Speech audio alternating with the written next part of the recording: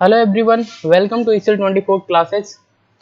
जावा के इस learning series के अंदर आज जो हम लोग सीखने वाले हैं कॉन्सेप्ट ऑफ उप इन जावा।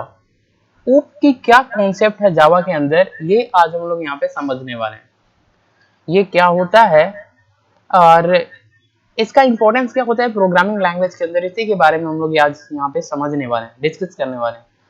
उप अगर हम लोग बात करें तो इसका जो फुल फॉर्म होता है उसको बोलते हैं ऑब्जेक्ट ओरिएंटेड प्रोग्रामिंग लैंग्वेज।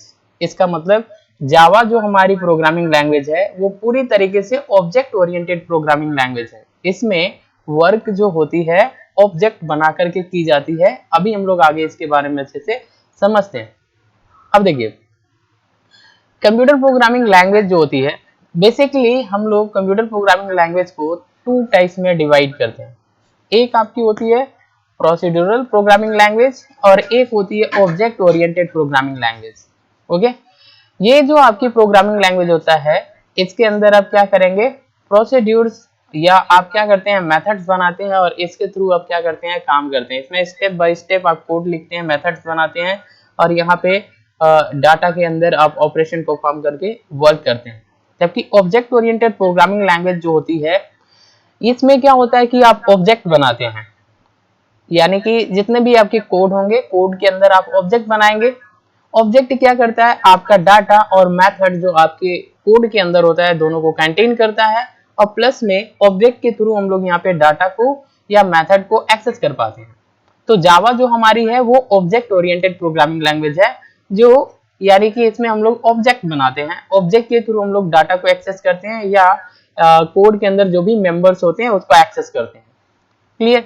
अब हम यहाँ पे देखते हैं ऑब्जेक्ट ओरिएंटेड प्रोग्रामिंग लैंग्वेज के कई सारे एडवांटेज होते हैं, इसीलिए जो जावा लैंग्वेज है काफी ज्यादा पॉपुलर है और आज के समय में जावा लैंग्वेज के अंदर कई सारे प्लेटफॉर्म पे वर्क होते हैं एप्लीकेशन डेवलपमेंट में, और अलग अलग फील्ड के अंदर हम लोग क्या करते हैं जावा लैंग्वेज का यूज करके वर्किंग करते हैं। ठीक है, तो यहाँ पे ऑब्जेक्ट ओरिएंटेड प्रोग्रामिंग लैंग्वेज जो होती है इसके कई सारे एडवांटेज होते हैं, समझ में आ रहा है, ओवर प्रोसीड्यूरल प्रोग्रामिंग लैंग्वेज। यानी कि अगर आप इसकी बात करें, इसके अलावा आपकी ऑब्जेक्ट ओरिएंटेड जो होती है काफी ज्यादा बेनिफिशियल होता है, इससे कई सारे एडवांटेज होते हैं। इसीलिए ज्यादातर प्रोग्रामर जो होते हैं ऑब्जेक्ट ओरिएंटेड प्रोग्रामिंग लैंग्वेज का यूज करके एप्लीकेशन डेवलपमेंट करते हैं या सॉफ्टवेयर बनाते हैं, या आपकी ऑपरेटिंग सिस्टम की कोडिंग करना है या कंपाइलर या आपकी कोई डिवाइस ड्राइवर बनाना है, तो हम लोग यहाँ पे ऑब्जेक्ट ओरिएंटेड प्रोग्रामिंग लैंग्वेज का यूज करते हैं। इसके कई सारे एडवांटेज हैं, कौन से हैं, देखिए ऑब्जेक्ट ओरिएंटेड जो आपकी लैंग्वेज होती है काफी फास्टर होती है और इसके जो कोड होते हैं काफी आसानी से एग्जीक्यूट हो सकते हैं। हम लोग काफी तेजी से ऑब्जेक्ट ओरिएंटेड प्रोग्रामिंग लैंग्वेज के अंदर कोड लिख सकते हैं और कोड को एग्जीक्यूट बहुत ही आसानी से कराया जा सकता है।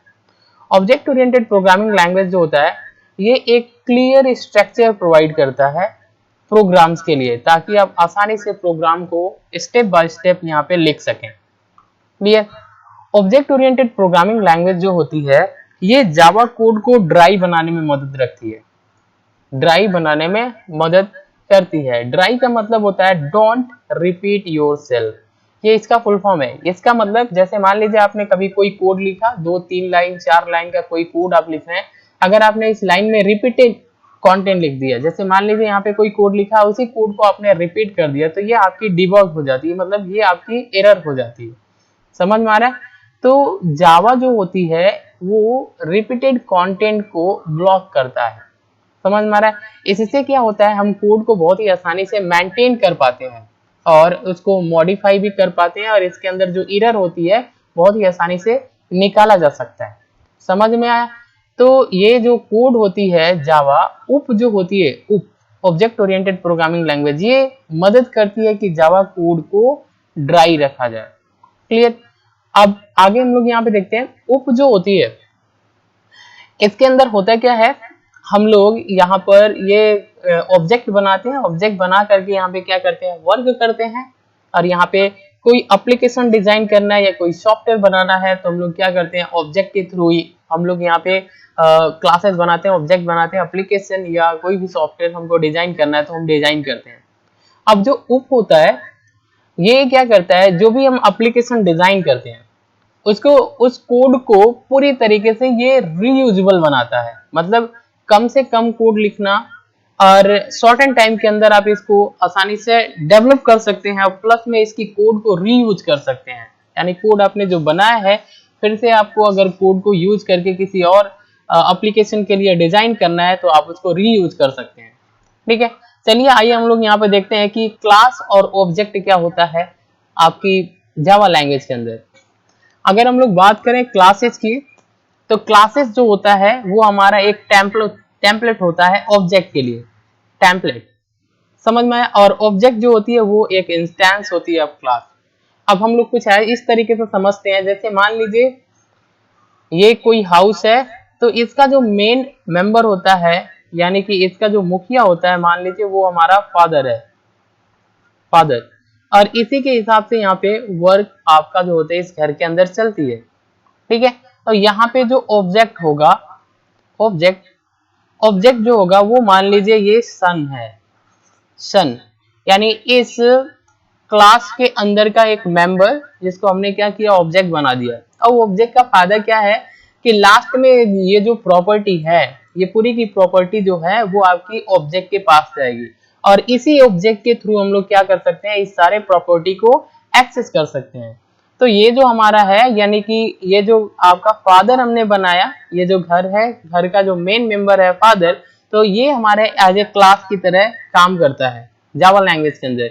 और यहाँ इसके अंदर जो आपका कोई सन है इस फादर का, तो वो हमारा एक ऑब्जेक्ट की तरह वर्क करता है, क्योंकि लास्ट टाइम में यहाँ पे देखा जाए तो सारे यहाँ पे जितने भी मेंबर्स होंगे या जितने भी आपका यहाँ पे प्रॉपर्टी है उसको एक्सेस करने के लिए ऑब्जेक्ट का इस्तेमाल किया जाता है। तो इसलिए क्लास जो होती है एक टेम्पलेट होती है और ऑब्जेक्ट जो होती है वो हमारे क्लास का एक इंस्टेंस होती है। क्लियर। अब यहाँ पर अगर आप कोई एक इंडिविजुअल ऑब्जेक्ट बनाते हैं, किसी क्लास के अंदर आप एक इंडिविजुअल ऑब्जेक्ट बनाते हैं, तो क्या होता है उस क्लास का इनहेरिट प्रॉपर्टी, इनहेरिट प्रॉपर्टी इसका मतलब कि इस क्लास के अंदर जितने भी वेरिएबल्स होते हैं और मेथड्स जो भी होते हैं, उन सभी को आसानी से ऑब्जेक्ट जो है एक्सेस कर सकता है। और ऑब्जेक्ट के पास इन मेथड्स या वेरिएबल की एक इनहेरिट प्रॉपर्टी जो होती है वो स्टोर होती है ऑब्जेक्ट के अंदर। यानी ऑब्जेक्ट जो होता है वो आपकी वेरिएबल्स या मेथड्स जो भी होते हैं आपके क्लास के अंदर उन सबको एक्सेस कर सकता है। क्लियर। तो हम लोग यहाँ पे किस तरीके से क्लास को डिजाइन कर सकते हैं ऑब्जेक्ट जावा लैंग्वेज के अंदर, और क्लास के अंदर ऑब्जेक्ट कैसे बना सकते हैं और उसको एक्सेस कैसे कर सकते हैं, अभी हम लोग यहाँ पे समझने वाले हैं। अगर आपको एक ऑब्जेक्ट बनाना है क्लास के अंदर, तो हम क्लास के अंदर ऑब्जेक्ट किस तरीके से क्रिएट करते हैं ये चीज देखने वाले हैं। तो ऑब्जेक्ट जैसे मान लीजिए हमको क्या करना है कि स्टूडेंट नाम का एक क्लास बनाना है और उस क्लास के अंदर स्टूडेंट का जो क्लास है उसका हमको एक ऑब्जेक्ट बनाना है। ठीक है, तो हम किस तरीके से बना सकते हैं ये हमने एक कोड लिया है, इस कोड के माध्यम से समझेंगे। जब भी आप कभी भी ऑब्जेक्ट बनाएंगे तो आपको एक कीवर्ड की हेल्प लेनी पड़ेगी, इसको बोलते हैं न्यू कीवर्ड। और इस कीवर्ड की मदद से हम ऑब्जेक्ट बनाते हैं क्लास का, और फिर क्लास के अंदर जितने भी मेंबर्स होते हैं, मेथड हो गया या वेरिएबल, उसको हम लोग इस ऑब्जेक्ट के थ्रू एक्सेस करते हैं। क्लियर। तो कैसे करते हैं ये हम लोग यहाँ पे एक एग्जांपल के माध्यम से समझते हैं। यहाँ पे हमने क्या किया है, हमने एक क्लास बनाया। जब भी कभी भी आप क्लास बनाएंगे तो ये हमारा क्लास है, ये हमारा क्या है, क्लास, सॉरी क्लास है। ये हमारा क्लास कैसे, क्योंकि इसके जस्ट बाद हम लिखते हैं क्लास। ये क्लास जो है ये हमारा एक कीवर्ड है और इसके बाद जब हम लिखते हैं तो इस नाम का हम क्लास बनाते हैं। तो इस तरीके से आप कभी भी जावा लैंग्वेज के अंदर क्लास बनाना है तो लिखते हैं क्लास और उसके बाद क्लास का नाम। ये हमारा जो है ये पब्लिक, ये एक्सेस मॉडिफायर है, यानी इस क्लास को हम पब्लिकली एक्सेस कर सकते हैं। अब इसके अंदर जैसे हमने इंटर किया, ये आपकी क्लास की बॉडी है, क्लास के अंदर इंटर किए तो हमने इंट ए नाम का हमने एक वेरिएबल्स बनाया जो इस क्लास का है, स्टूडेंट नाम का क्लास है। और इस क्लास के अंदर एक वेरिएबल हमने बनाया ए नाम का और इसके अंदर हमने वैल्यू रख लिया है, ए के अंदर वैल्यू हमने 10 स्टोर कर लिया है। क्लियर। लास्ट में सेमीकोलन लगाते हैं। अब इसके नीचे आते हैं क्लास के अंदर, तो आपको एक मेथड्स लगानी होती है, लिखते हैं public static void main string arg, ये मेथड ऐसे ही लगाते हैं। यहाँ पे करली ब्रैकेट हमने ओपन किया, इसके अंदर देखिए हम यहाँ पे एक्चुअल में अब ऑब्जेक्ट बनाने वाले हैं। तो जब ऑब्जेक्ट बनाते हैं तो ये जो क्लास है इस क्लास का नाम लिखना पड़ता है और ऑब्जेक्ट का नाम जो आप रखना चाहे रख सकते हैं। तो हमने यहाँ पे obj इस नाम से हम ऑब्जेक्ट बना रहे हैं। आप यहाँ पे जो भी नाम रखना चाहे रख सकते हैं, लेकिन बनाते कैसे हैं? सबसे पहले लिखते हैं क्लास का नाम, ऑब्जेक्ट का नाम इक्वल, ये हमारी न्यू कीवर्ड है, इसी कीवर्ड की मदद से बनाते हैं। लिखते हैं न्यू, उसके बाद फिर इस क्लास का नाम और यहाँ पे पैरेंथेसिस, ये जो साइन होता है और सेमीकोलन। इस तरीके से ये हमारी एक सिंटैक्स होती है और इस सिंटैक्स की मदद से ऑब्जेक्ट हम बना पाते हैं। तो यहाँ पर obj हमारा है, इस सिंटैक्स की मदद से ऑब्जेक्ट बन गया। ये obj ये हमारा क्या बन गया? ऑब्जेक्ट। किसकी मदद से? इस न्यू कीवर्ड की मदद से और इस पूरे सिंटैक्स की मदद से ऑब्जेक्ट बन गया। जब ये ऑब्जेक्ट बन जाता है तो इस क्लास के अंदर, स्टूडेंट नाम के क्लास के अंदर एक वेरिएबल हमने बनाया और इसके अंदर जो भी मेथड्स रहेगा उसको हम इसके थ्रू एक्सेस कर सकते हैं। समझ में आया? क्योंकि इस ऑब्जेक्ट के पास इसका क्लास का जो प्रॉपर्टी है वो सारी इनहेरिट हो जाती है। समझ में आया? अब देखिए यहाँ पे अगर आपको इसको एक्सेस करना है, ए वेरिएबल को एक्सेस करना है यूजिंग ऑब्जेक्ट, तो हम लिखते हैं यहाँ पर system.out.println। अब इसको एक्सेस करने के लिए ऑब्जेक्ट का नाम लेना पड़ता है। लिखते हैं object dot A, dot operator की मदद से ए। अगर आपने ऐसा लिखा तो आप यहाँ पर इस ए के अंदर जो वैल्यू है उसको प्रिंट कर पाएंगे यूजिंग ऑब्जेक्ट। क्लियर? तो ऐसा लिखने से हम लोग क्लास के अंदर का जो भी हमारे वेरिएबल्स है, इस वेरिएबल के अंदर वैल्यू है, इसको एक्सेस करना है तो हम ऑब्जेक्ट की मदद से ऐसे एक्सेस करते हैं। लिखते हैं ऑब्जेक्ट डॉट ए। क्लियर? और उसके बाद हमारा यहाँ पे क्या होता है? सेमीकोलन होती है और फिर हम यहाँ पे मेथड्स को क्लोज करते हैं। देखिए ये हमारी मेन मेथड है जो हमने यहाँ पे ओपन किया था और यहाँ पे हमको क्लोज कर देना है। और क्लास जब हम वर्क कर लेते हैं तो लास्ट में हमको क्लास को बंद करना पड़ता है। ये जो हमारी है करली ब्रैकेट, ये हमने स्टूडेंट नाम के क्लास के लिए लगा है। तो लास्ट में हमारा क्या होगा? इसके लिए बंद होगा। ये मेथड्स के लिए लगा है हमने, मेन मेथड्स के लिए, तो यहाँ पे हमारी मेन मेथड क्लोज हो जाएगी। क्लियर? अब मैं आपको यहाँ पे प्रिंट करा के दिखा रहा हूँ, एक्सेस करा के। ये आपकी जो है ये अच्छे से आपका जो है कोड वर्क कर रहा है, इसको देखना है। तो हम क्या करते हैं? इसको कॉपी करते हैं नोटपैड के अंदर, यहाँ पे टाइप करने वाले होते हैं। यहाँ पे क्या करना है? आपको इस कोड को पेस्ट करना है। ठीक है? कोड को इसी तरीके से नोटपैड के अंदर लिखना है और फिर हम इसको क्या करते हैं? सेव करते हैं। तो फाइल में जाना है, यहाँ पे सेव पे क्लिक करना है। यहाँ पे आपका इस क्लास का जो नाम है उसी नाम से सेव करते हैं। तो स्टूडेंट डॉट जावा।